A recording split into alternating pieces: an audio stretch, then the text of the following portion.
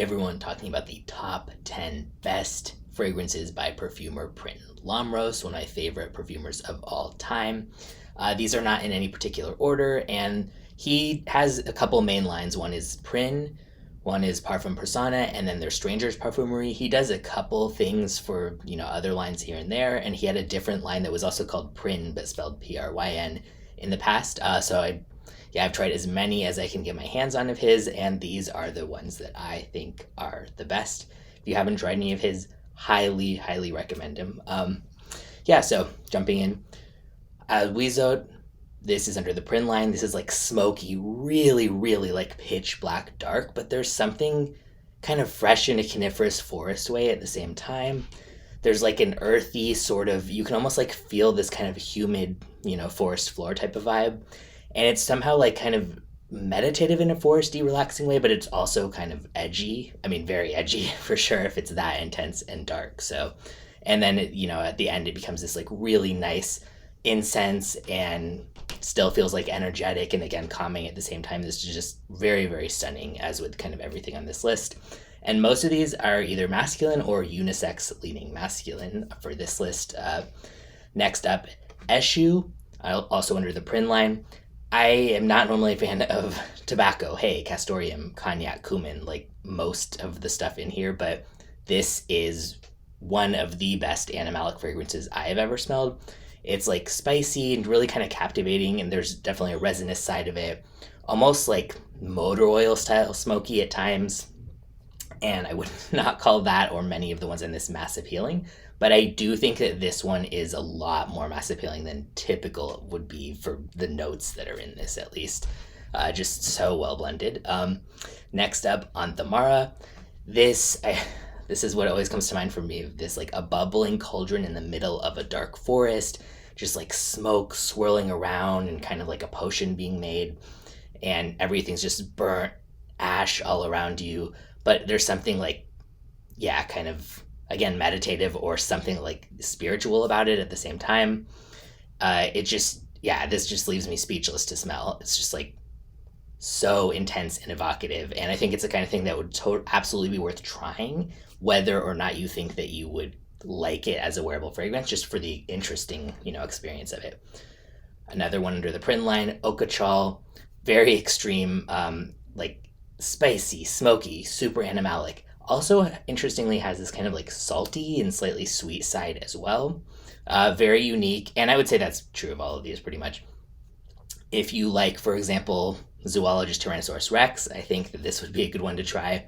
This one is actually it's too animalic for my taste to want to wear, even with the way that Prin Lomros does it, but I really do enjoy smelling it. Next, and this is one that I have a bottle of, Varuek. Ooh, yeah, blurry. Really cool to see. So this is so like animalic. There's oud in it. There's a lot of really intense stuff that I normally would not be like. I love intense smoky, but I don't like oud even when it's not intense normally. Definitely don't like most, animalic notes, but this was just like, it can be really intense to spray off the bottle, to smell off the bottle even, so I have to like hold it a little bit away. But yeah, absolutely love it. It's just like, it makes me feel so badass to wear. It's based on like a feral wolf or like a feral wolf's den type of thing, and you can totally get that out of it. It's almost like, say you took something like Shalimar and made it even more like kind of animalic and maybe a little bit, more modern than that and stuff like that. But I absolutely love it. It's not something I would wear all the time, but if it's like cold weather and I'm going out somewhere and I just want this like boost of badass energy, this definitely works for me, and I just love to smell it. Next up, under the Parfum Prissana line, Ayutthaya. This is very incense centered and has like gunpowder, which adds this kind of like interesting, if you haven't smelled the gunpowder note in fragrance, it's not as intense as you might think. There's almost not creamy, but there's something that just like, just a factor about it that makes it interesting, where it combines sort of like some like smoked edge, but also kind of like a puff of cloud or something. I don't know. There's spice, woods, vetiver here, green, and then there's like a floral fresh side as well. I could see this being compared to kind of the classic Chanel fragrance style, but this is much more modern than that. So good to smell. There's like a cooling, smoky vibe as well. And it's one of those things that I would just like not get sick of smelling it. I just can just smell it over and over. Next up, also Parfum Prissana Chetyre. And this is an over-the-top, fiery, smoky scent, so no wonder I love it, because that's one of my favorite categories. If you don't like that type of category, I don't think there's any way you're going to like this. But if you do, it's a must-try, I would say. It reminds me of a combination of Zoologist Tyrannosaurus Rex and Comme des Garçons Black EDT, both of which are full bottle worthy for me.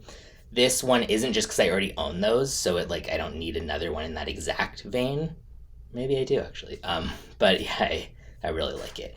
Next up, another Parfum Prissana called Nefer. This smells a bit more like fancy and luxurious. Not that, I mean, Prin stuff always smells so high quality and stuff, but this is like an interesting,